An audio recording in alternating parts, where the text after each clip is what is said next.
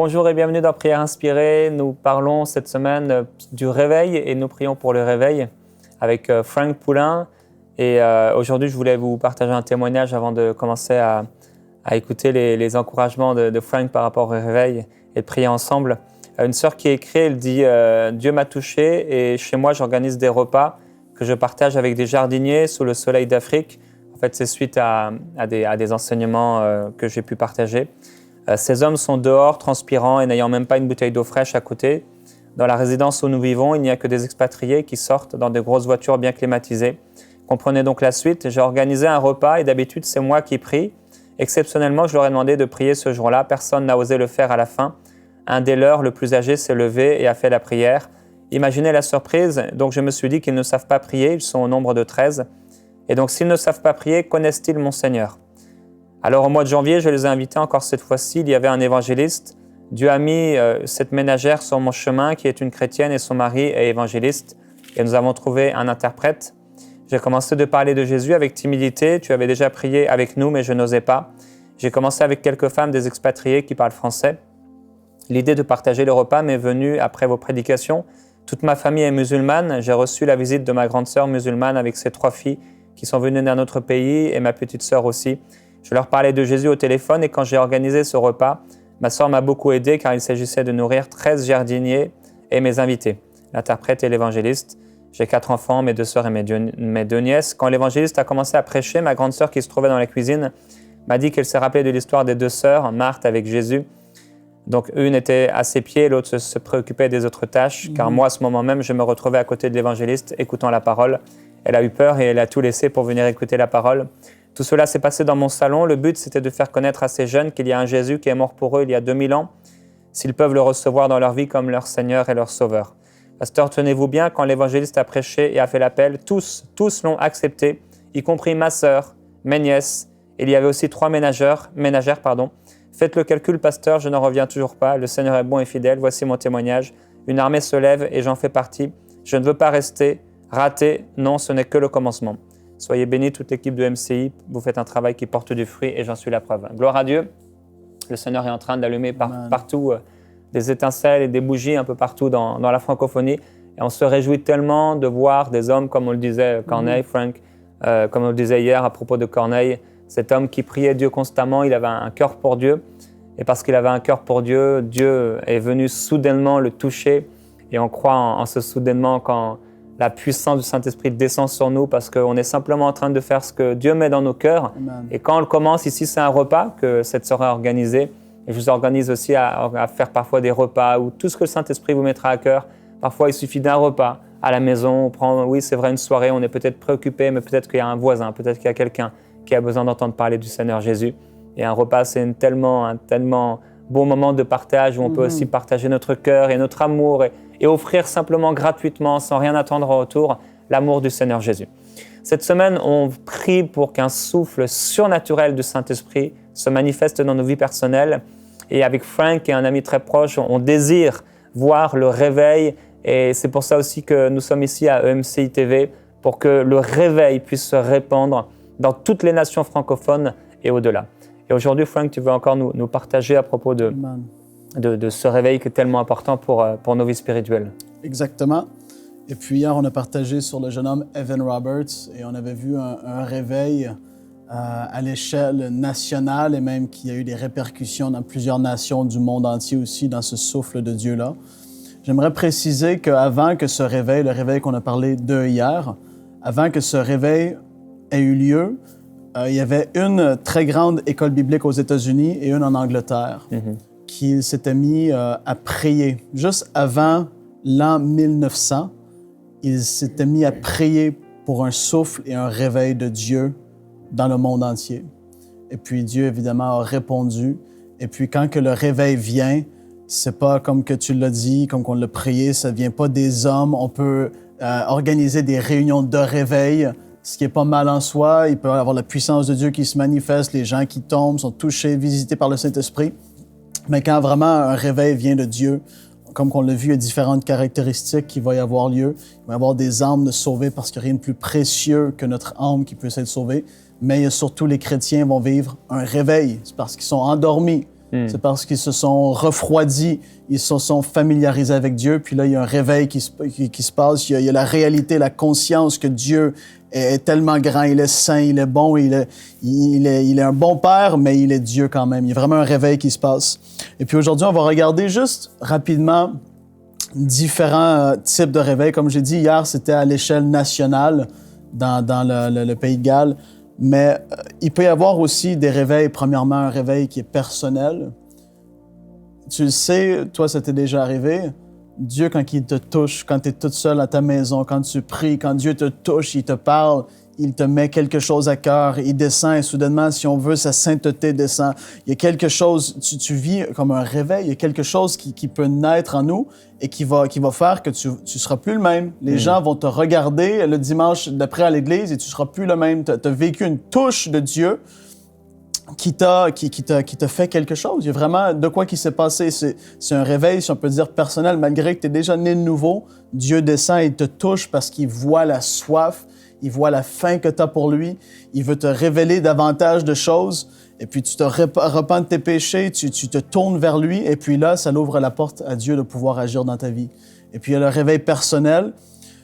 Et puis là, aujourd'hui, on va regarder plus à une échelle un peu plus locale, plus dans une ville. Et ça s'était manifesté en 1973, celui-ci en particulier, que j'ai voulu parler avec toi et avec tout le monde qui nous regarde. Ça s'est passé dans une municipalité aux États-Unis.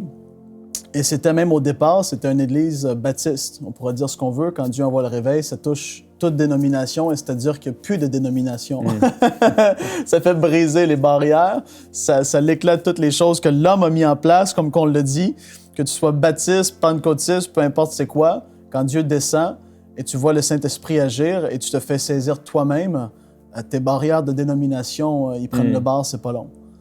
Et puis, après une réunion un soir, justement, c'est souvent comme ça, mais moi j'aime ça. Après une réunion un soir, un mercredi soir, un jeune a décidé de rester. Le pasteur principal de l'église était parti, les personnes en majorité étaient parties, et puis le jeune a décidé qu'il voulait rester pour juste prier.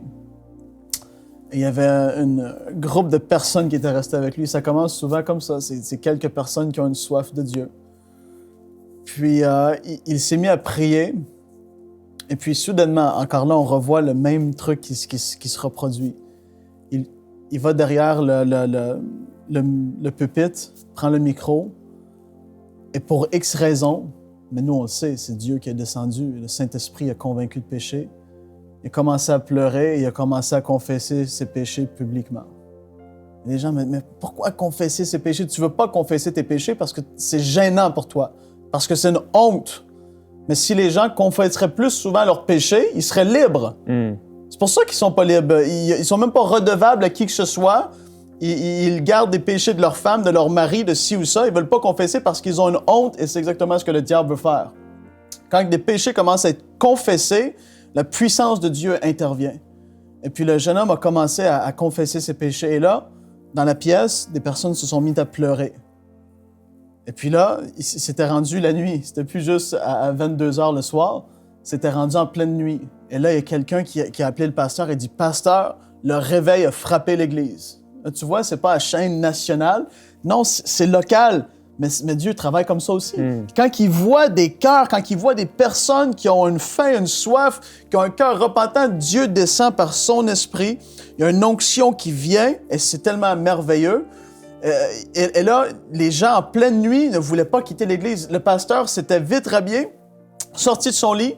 Il est venu à l'église et en pleine nuit, il voit ça. L'église commençait à se remplir en pleine nuit. Et tu te dis, mais c'est quoi? Le matin même, les gens ne quittaient pas l'église. Le premier jour, l'église fut remplie, des jeunes partout. Les gens ne quittaient pas le sanctuaire. Là, tu te dis, mais c'est pas une affaire de sanctuaire. Non, mais là, Dieu était là. C'est là que Dieu était. C'est là que la présence était. Tu quittes pas. Quand Dieu est vraiment là, tu quittes pas. Le dimanche midi, quand Dieu est vraiment là, tu quittes pas. Et puis là, les gens dormaient dans les bancs. Ils voulaient pas quitter. Il y avait des gens 24 heures sur 24 dans l'église.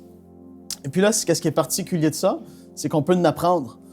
La semaine a passé le mercredi soir, le jeudi, le vendredi, et tour une personne après l'autre. Les gens derrière le pupitre et commençaient à confesser leurs péchés publiquement, commençaient à accepter Jésus dans leur vie, des réelles conversions, des repentances qui étaient vraies, que ça commençait à se manifester. Et puis, qu'est-ce qui s'est passé le samedi? Ça fait pas tellement de jours. Mercredi, jeudi, vendredi, samedi, 4 jours. Le samedi, un jeune qui est arrivé, qui est allé derrière le micro et qui a commencé, au lieu de vraiment se repentir, au lieu d'avoir été vraiment brisé, d'avoir eu une conviction de péché, il a commencé à citer ses péchés, mais plus dans un esprit de moquerie. Et puis là, on pourra dire ce qu'on voudra, c'est ce qui est arrivé. Le réveil a brisé. Les gens qui étaient là l'ont tous senti. L'Esprit de Dieu s'est levé. Et ça a coupé le réveil. À cause qu'il y a eu de la moquerie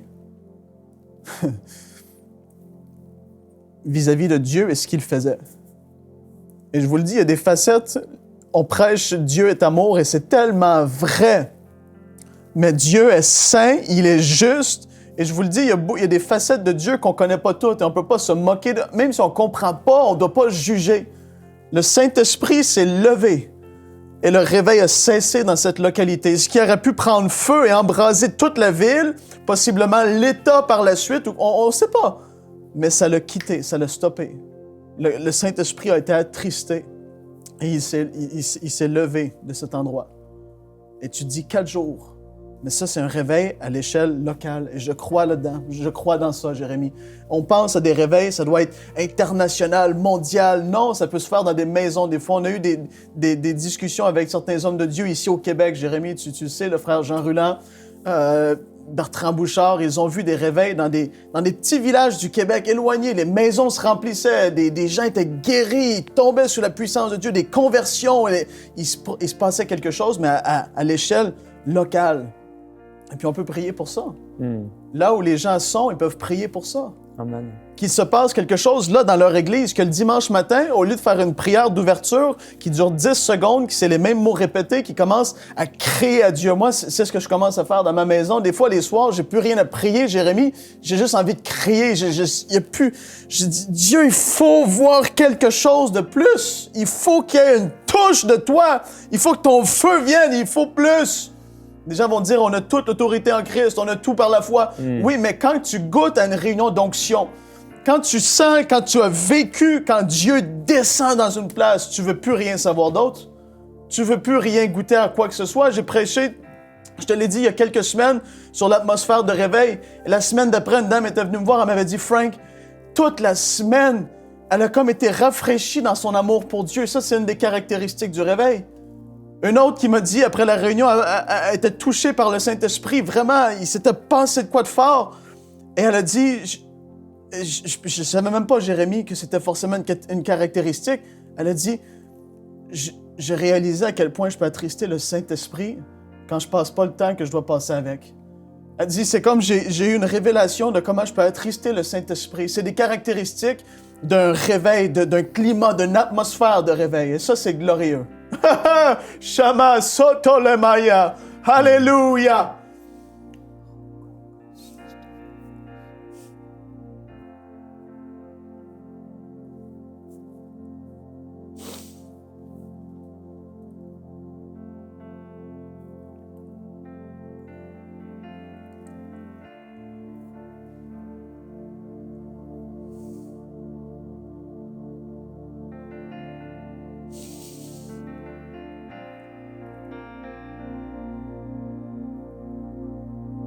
Touche cet esprit.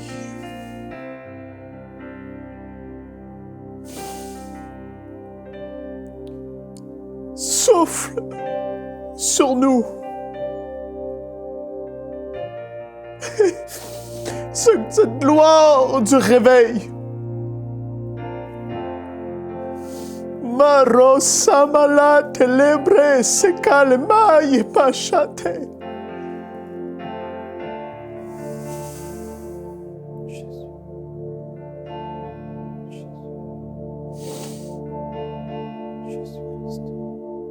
Alléluia.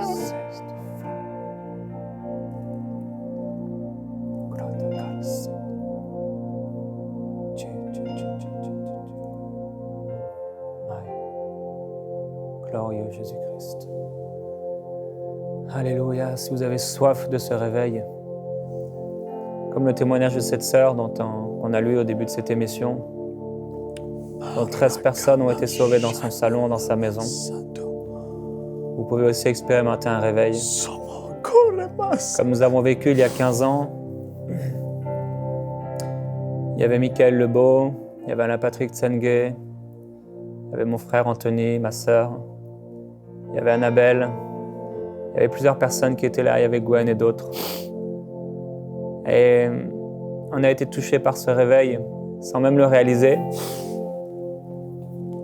Mais chacun d'entre nous a été impacté par la présence et la gloire de Dieu. Et ça a suscité nos vies aujourd'hui et on a besoin d'un toucher surnaturel de Dieu. Et parfois, les hommes sont là pour arrêter ce réveil.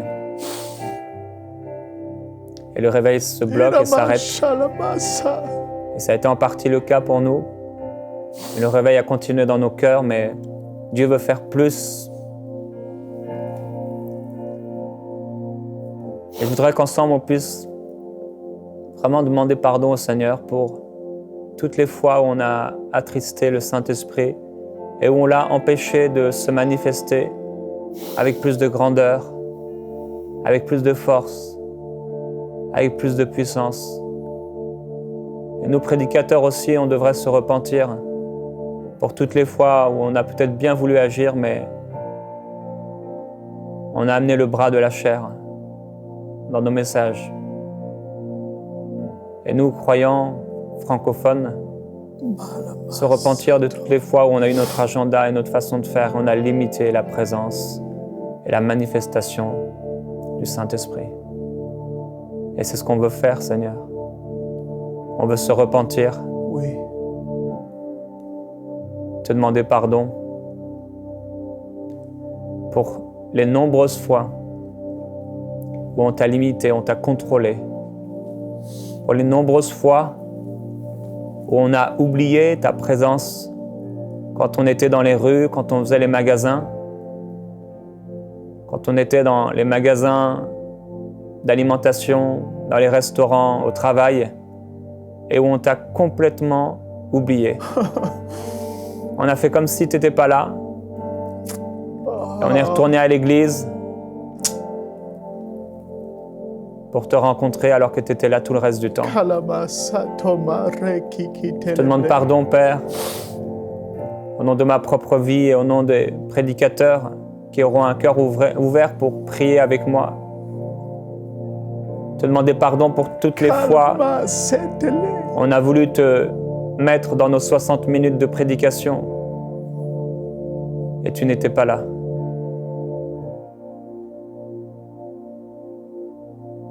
Pardonne-nous et manifeste encore ta grâce et ton amour pour libérer les captifs, pour libérer les prisonniers, pour renvoyer libres les opprimés, pour annoncer une bonne nouvelle aux pauvres, pour rendre la vue aux aveugles, pour réjouir le cœur des veuves, pour donner un père aux orphelins, pour offrir la grâce à ceux qui n'ont rien, pour guérir les cœurs brisés, pour soulager les opprimés, pour créer une voie de restauration et un chemin nouveau. Alléluia. Pour ceux qui sont perdus. Tu fais de nous un char garni de pointes pour écraser, pour aplanir les sentiers. Et si souvent on a utilisé les dons que tu nous as donnés pour écraser les gens, au lieu d'aplanir leurs sentiers. Trop souvent, on a pris ta parole pour juger et pour condamner le monde. Oui. Se pensant supérieur parce qu'on était sauvés. Et au lieu de les aider à entrer dans ce chemin et cette voie de restauration, Oh, pardonne-nous. on les a éloignés de toi. Avec nos jugements, avec nos cœurs orgueilleux, avec nos visages et nos regards froids et vides. Seigneur, pardon. Que nos cœurs soient brisés et contrits Alléluia. pour que Christ paraisse.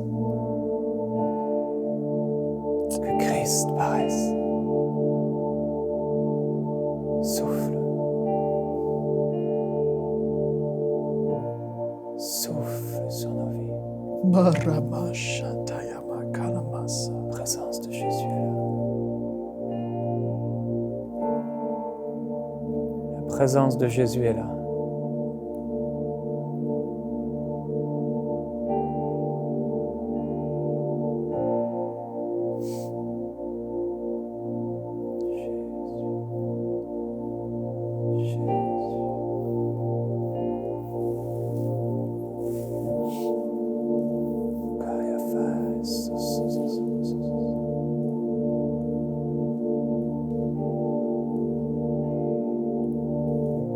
Cet esprit fait quelque chose dans plusieurs vies.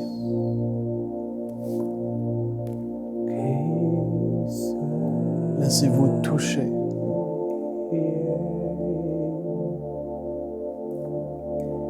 Laissez-vous toucher.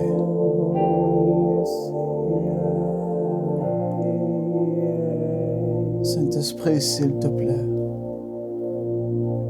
envoie un feu de purification. Un feu de purification, Esprit de Dieu, s'il te plaît.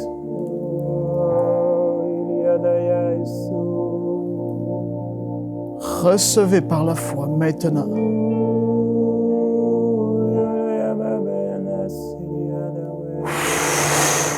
Souffle sur eux, Esprit de Dieu.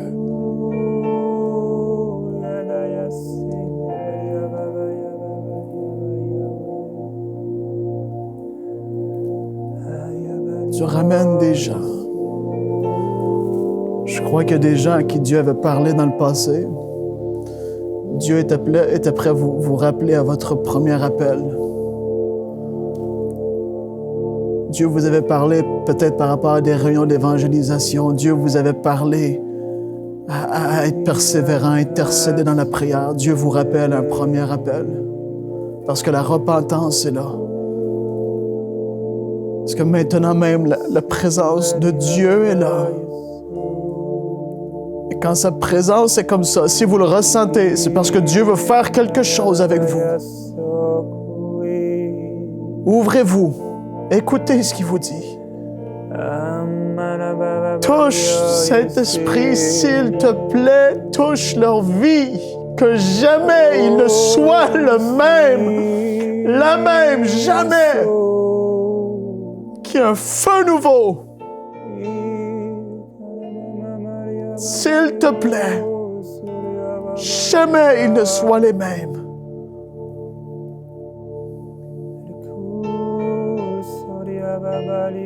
Karamalaye tamasha talamamomo soloma teleme.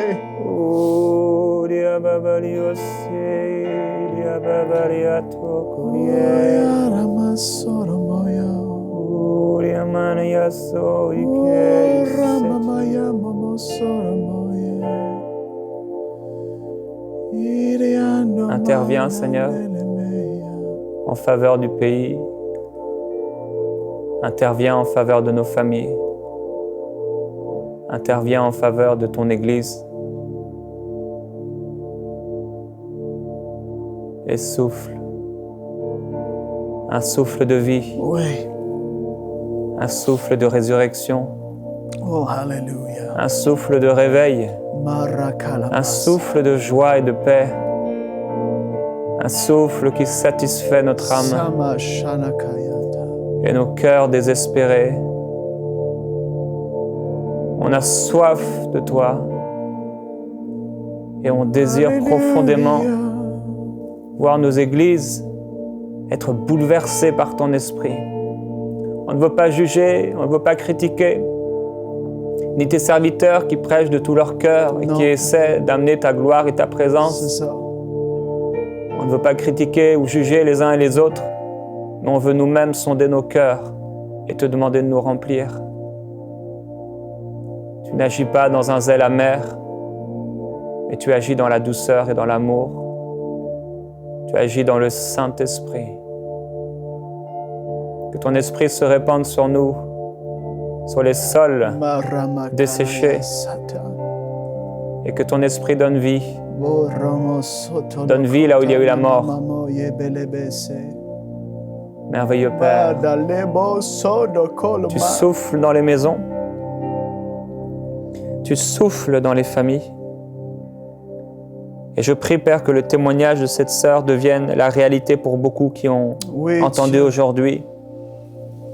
Des hommes et des femmes qui seront sauvés dans leur maison, dans leur église, à leur travail, dans la rue. Glorieux Jésus-Christ. Oui, on appelle ce temps de rafraîchissement. Glorieux Jésus. Alléluia. Parce qu'il a été exprimé aujourd'hui, je vais vous encourager à confesser vos péchés les uns aux autres. La Bible déclare « afin que vous soyez guéris ». Et comme l'a dit Frank, plusieurs personnes ne veulent pas confesser leurs péchés, ils les cachent, alors que Dieu a dit que si on le fait, il y aura des temps de rafraîchissement sur nous. Et je veux vous encourager pleinement, de tout mon cœur, à confesser vos péchés les uns aux autres. Peut-être à votre épouse, à un ami, à un frère, à un pasteur, à quelqu'un qui marche avec Dieu, et Dieu sera avec vous. Amen. Et toute cette semaine, continuez à prier que le Seigneur ouvre vos yeux et que vous puissiez expérimenter dans sa présence des temps de rafraîchissement. Recevez les songes, les visions et les révélations dans sa parole que Dieu veut vous donner et que vos nuits et vos jours soient remplis de la présence du Saint-Esprit. Je déclare et nous déclarons ensemble sur vous un souffle nouveau de Dieu sur vous qui vous rafraîchit, qui vous restaure et qui vous change et qui vous rend ardent dans la présence de Jésus. À demain dans Prière inspirée.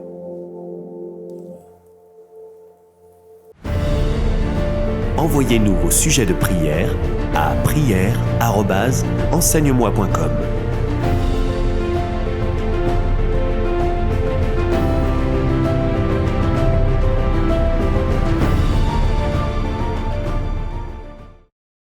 Cette émission est rendue possible grâce au précieux soutien des partenaires d'Enseigne-moi Canal International.